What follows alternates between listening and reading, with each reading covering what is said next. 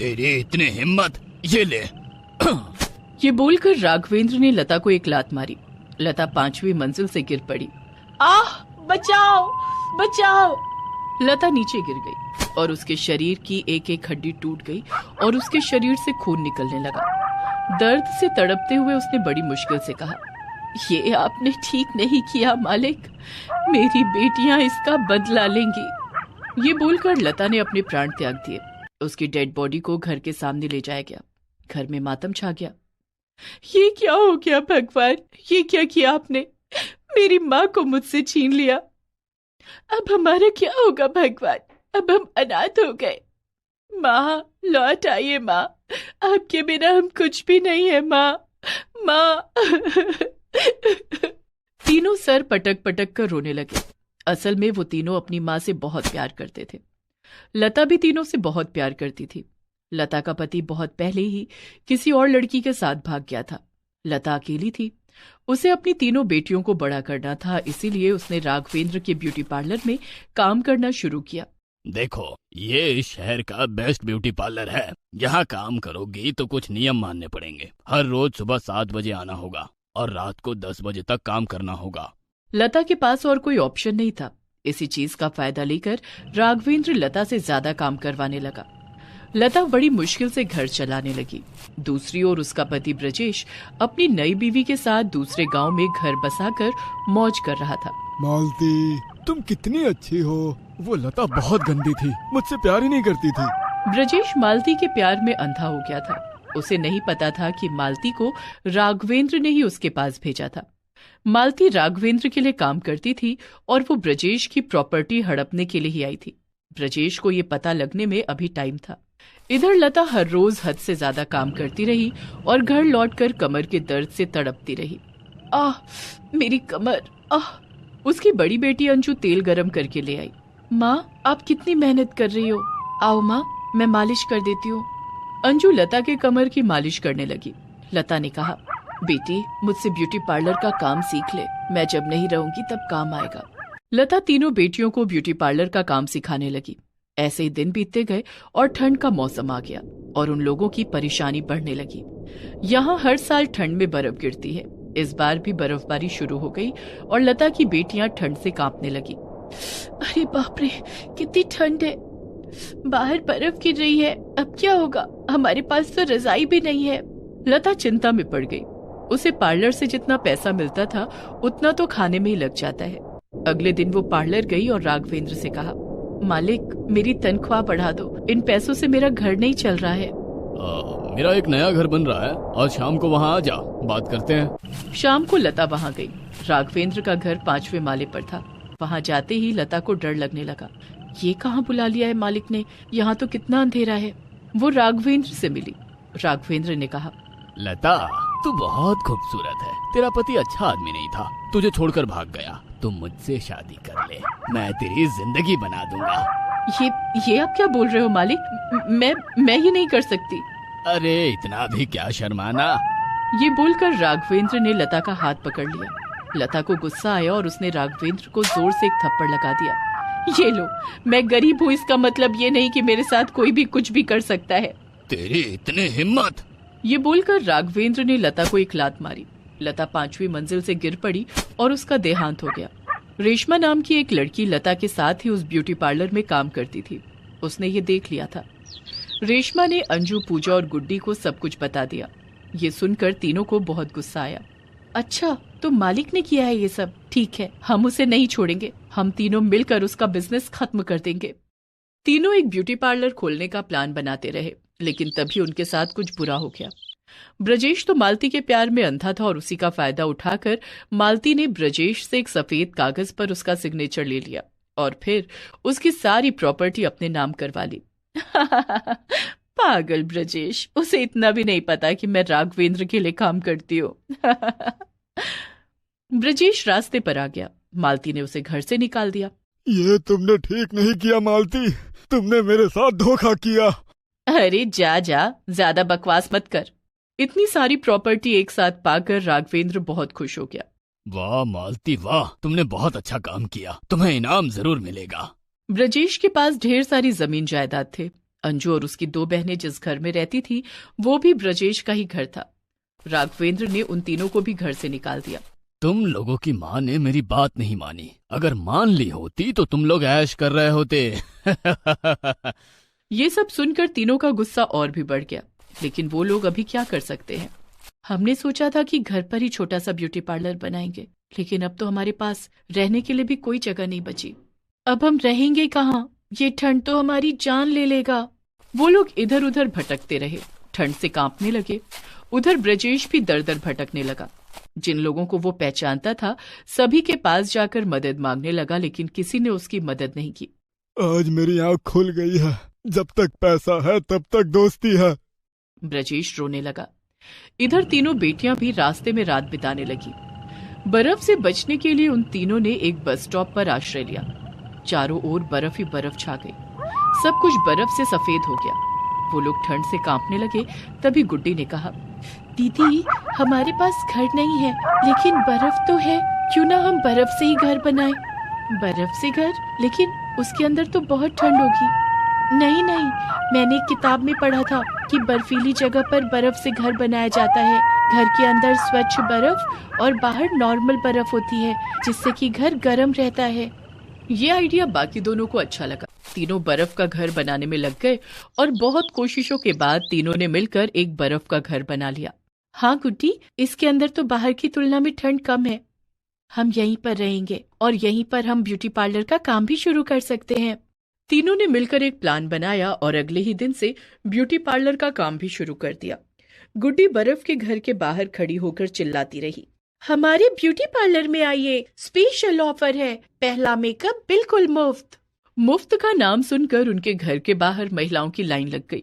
अंजू और पूजा मिलकर सभी का मेकअप करने लगे।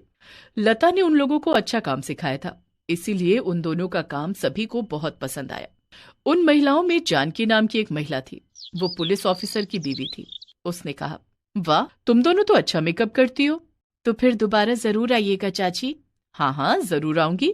जानकी अगले दिन भी आई और ऐसे ही हर 2 दिन में आती रही। ऐसे ही जानकी के साथ उन तीनों का एक रिश्ता सा बन गया। उधर राघवेंद्र का बिजनेस कम होने लगा, जिससे राघवेंद्र गुस्सा हो गया। आखिर ये क्या हो रहा है? मेरे ब्यूटी पार्लर से पहले जैसी कमाई क्यों नहीं हो रही है?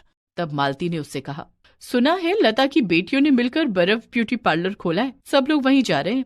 अच्छा, तो ये बात है। ठीक है, मैं उन लोगों को अभी मजा चखाता हूँ। राघवेंद्र और मालती बर्फ ब्यूटी पार्लर में गए। राघवेंद्र ने तीनों को बहुत धमकाया। अगर तुम लोगों ने ये ब्यूटी पार्लर बंद नहीं किया तो बहुत बुरा होगा। मैं तुम तीनों का नामो निशान मिटा दूंगा। कोशिश करके तो देखो, हम भी दिखा देंगे कि हम क्या कर सकते हैं। अच्छा, तो ये बात है। ठीक है, तो फिर देखते जाओ कि मैं क्या करता हूँ। वो दोनों चले गए। कुछ देर बाद जानकी आई तो अंजू ने जानकी को सब कुछ बता दिया। जानकी ने उसके ऑफिसर पति को कॉल करके बुलाया। सब कुछ सुनने के बाद ऑफिसर ने कहा, राघवेंद्र पर बहुत सारे इल्जाम हैं, लेकिन कोई ठोस सबूत ना होने की वजह से हम कुछ नहीं कर पा रहे हैं। लगता है अब हम कुछ कर पाएंगे। ये बोलकर वो ऑफिसर अपनी टीम लेकर आसपास छुप गए। रात हो गई और राघवेंद्र मालती के साथ वहां आया और बर्फ ब्यूटी पार्लर के चारों ओर पेट्रोल छिड़कने लगा। अब मैं यहाँ आग लगा दूंगा और उससे बर्फ ब्यूटी पार्लर पिघल जाएगा। लेकिन तभी आसपास से ऑफिसर और उनकी टीम बाहर आ गई और राघवेंद्र और मालती को अरेस्ट कर लिया। अरे अरे, ये क्या? बहुत हो गया तेरा नाटक। अब हमें प्रूफ मिल गया है, अब चल थाने। दोनों को जेल में कैद कर दिया गया। अंजू, पूजा और गुड्डी को इंसाफ मिल गया। कुछ दिनों बाद ब्रजेश ने अंजू, पूजा और गुड्डी से माफी मांग ली। वो बहुत रोता रहा। तीनों ने उसे माफ कर दिया। कुछ महीनों बाद ब्रजेश को खोई हुई जायदाद वापस मिल गई।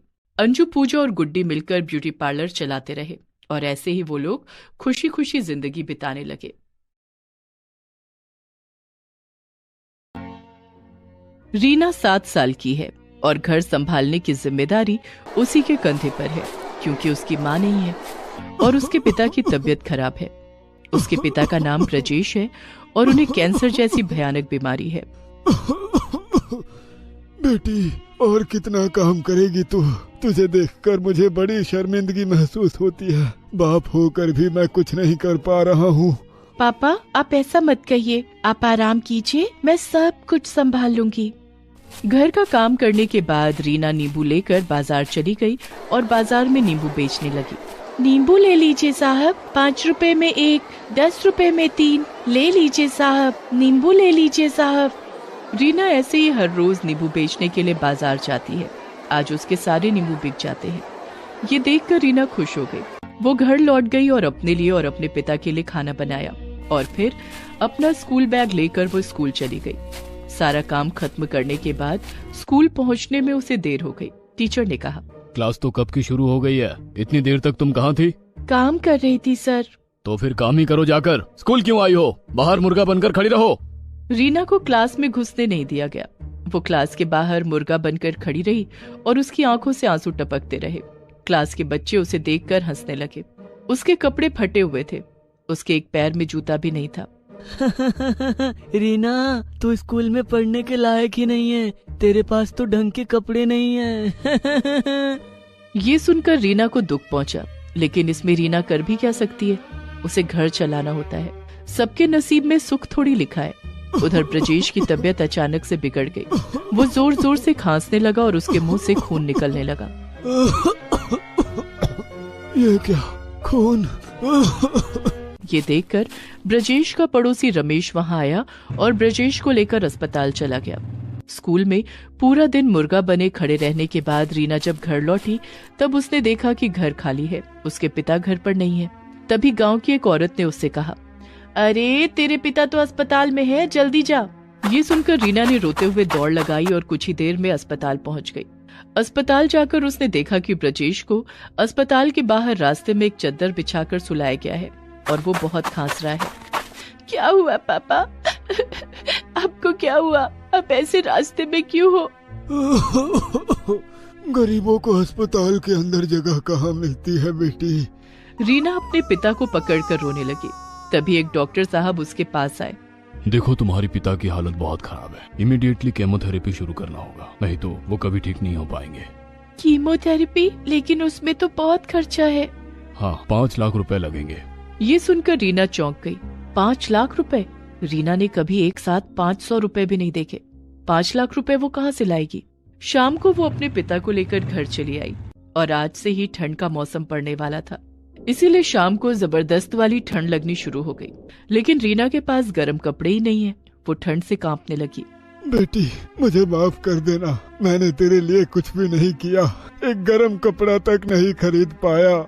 ऐसा मत कहिए पापा, आपकी तबीयत खराब है, अभी मुझे आपकी सेवा करनी होगी, लेकिन 5 लाख रुपए कहाँ से लाऊंगी मैं? रीना सोच में पड़ गई। अगले दिन रीना ठंड से कांपते हुए स्कूल गई और सब लोग उसके ऊपर हंसने लगे। क्या रे रीना, तेरे पास एक गर्म कपड़ा भी नहीं है क्या? तू तो भिखारी है, भिखारी। रीना ने कुछ भी नहीं कहा, वो बस चुपचाप रोती रही। टीचर क्लास में आए और सभी से सवाल जवाब करने लगे। रीना से भी उन्होंने एक सवाल पूछा, लेकिन रीना उसका उत्तर नहीं दे पाई। टीचर ने कहा, तू जाकर नींबू बेच, ये पढ़ाई लिखाई तेरे बस की नहीं है। टीचर की इस बात से रीना को बहुत दुख पहुंचा। अभी रीना के कंधे पर बहुत सारी जिम्मेदारियां हैं। यही सब सोचते हुए रीना पैदल घर की ओर चलने लगी और तभी उसके सामने अचानक से एक गाड़ी आ गई। गाड़ी से रीना टकरा गई और उसके सर पर चोट लग गई। उसके सर से खून निकलने लगा। आह! गाड़ी के अंदर से मधु नाम की एक लड़की निकली। ए लड़की, देखकर नहीं चल सकती क्या? क्षमा कीजिए मैडम, गलती हो गई। मधु गाड़ी चलाकर चली गई। मधु असल में शहर की रहने वाली है। वो रीना के स्कूल टीचर की बेटी है और वो एक फैशन डिजाइनर है। वो कुछ दिनों के लिए अपने पिता के पास आई है। मधु अपने पिता से जाकर एक्सीडेंट के बारे में कहती है। ये सुनकर उसके पिता कहते हैं, अच्छा, वो लड़की, वो तो मेरे स्कूल में पढ़ती है, वो कोई काम की नहीं है। छोड़िए पिताजी, मुझे विंटर फैशन का एक नया स्वेटर बनाना है, कुछ नया, लेकिन बन ही नहीं पा रहा है। कोई बात नहीं बेटा, ट्राई करते रहना चाहिए, पता नहीं कब कौन सा चमत्कार हो जाए। मधु स्वेटर का डिजाइन बनाने में लग गई, लेकिन उसके बॉस को कुछ भी पसंद नहीं आया। उधर रीना 5 लाख रुपए का जुगाड़ करने में लग गई। सुबह सुबह तालाब के पास वाली जमीन से उसने साग निकाला और बाजार में बेचने चली गई। लेकिन साग और नींबू बेचकर कितने ही पैसे मिलेंगे उसे? इन पैसों से तो 2 वक्त का खाना भी नहीं होता। अब मैं क्या करूं? मुझे मेरे पिता को बचाना ही होगा, उनके बिना मेरी जिंदगी में और कोई नहीं है।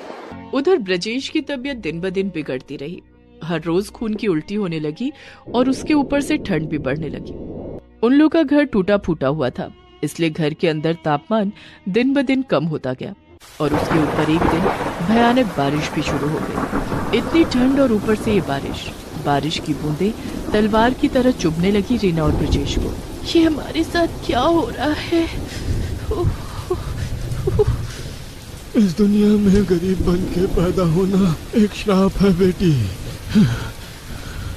वो दोनों बिस्तर के नीचे जाकर बारिश से बचने की कोशिश करने लगे, लेकिन इतनी बारिश की वजह से कमरे के अंदर पानी जम गया। वो दोनों पानी में लिपटे हुए सोए रहे। उनके पास कोई और चारा भी तो नहीं था। सुबह हुई और बारिश रुक गई। रीना एक बाल्टी लेकर कमरे से पानी हटाने में लग गई। आज स्कूल में एग्जाम भी है, पता नहीं क्या होगा। पानी हटाने के बाद उसने ब्रजेश को खाना खिलाकर सुला दिया और खुद भीगे कपड़े पहनकर स्कूल की ओर निकल गई। लेकिन टीचर ने कहा, नहीं, तुम इन भीगे कपड़ों में परीक्षा नहीं दे सकती। लेकिन क्यों सर, मेरे पास तो और कुछ नहीं है। वो सब मुझे नहीं पता, तुम्हें स्वेटर पहन के आना होगा, नहीं तो तुम्हारी वजह से पूरा क्लास बीमार पड़ जाएगा। टीचर ने रीना को एग्जाम रूम में घुसने नहीं दिया। रीना बाहर खड़ी होकर सोच ही रही थी कि उसे अभी क्या करना चाहिए। तभी उसने देखा कि स्कूल के बाहर एक गेहूं के गोडाउन के पास गेहूं के बहुत सारे बोरे पड़े हुए हैं। अरे, मैं इससे तो स्वेटर बना सकती हूँ। ये बोलकर रीना वहाँ गई और गोडाउन से एक कैंची मांग लिया और कैंची से बोरे को काटकर स्वेटर जैसा बना लिया और उसके बाद उसे पहन लिया। सर, क्या अब मैं अंदर आ सकती हूँ? टीचर अभी कुछ बोल नहीं पाया। उसने रीना को एग्जाम देने दिया। एग्जाम के बाद रीना घर लौट गई और अपने पिता को भी एक बोरे का स्वेटर पहना दिया। वाह, इसमें तो बहुत ही गर्मी होती है। अच्छा है। गरीबों के लिए यही लाखों रुपए का स्वेटर है। उधर टीचर अपने घर गए। मधु अभी तक स्वेटर नहीं बना पाई थी। टीचर ने उससे कहा, तूने अभी तक स्वेटर नहीं बनाया और उधर उस लड़की ने बोरे से एक स्वेटर बना लिया। क्या कहा आपने? बोरे का स्वेटर? हाँ बेटी, बोरे का। क्यों? मधु ने तुरंत गाड़ी निकाली और अपने पिता को लेकर रीना के घर चली गई। ये क्या टीचर, आप? रीना ने बोरे का स्वेटर पहना हुआ था। उस स्वेटर को देखकर मधु बहुत खुश हो गई। अरे वाह, ये तो बड़ा ही यूनिक डिजाइन है। ऐसा ही एक डिजाइन तो मैं ढूंढ रही थी। तूने तो आज कमाल ही कर दिया। मधु ने रीना से उस स्वेटर को लिया और अपने बॉस को दिखाया। वो स्वेटर बॉस को भी बड़ा पसंद आया और कुछ ही दिनों के अंदर बोरे से बने हुए एक मामूली से स्वेटर ने अमीरों का दिल जीत लिया। मधु ने रीना को डिजाइनर फीस दे दी जो पूरे 10 लाख रुपए थी। 10 लाख रुपए? अरे बाप रे, इससे तो आपका ट्रीटमेंट हो जाएगा पापा। हाँ, हम लोग अमीर हो गए बेटी। रीना ने ब्रजेश का ट्रीटमेंट करवाया। ब्रजेश बिल्कुल ठीक हो गया। इसके बाद से रीना मधु के साथ ही काम करती रही। वो लोग अमीर हो गए और ऐसे ही एक मामूली से बोरे के स्वेटर ने रीना का भाग्य बदल दिया और इसके बाद से वो लोग खुशी खुशी रहने लगे।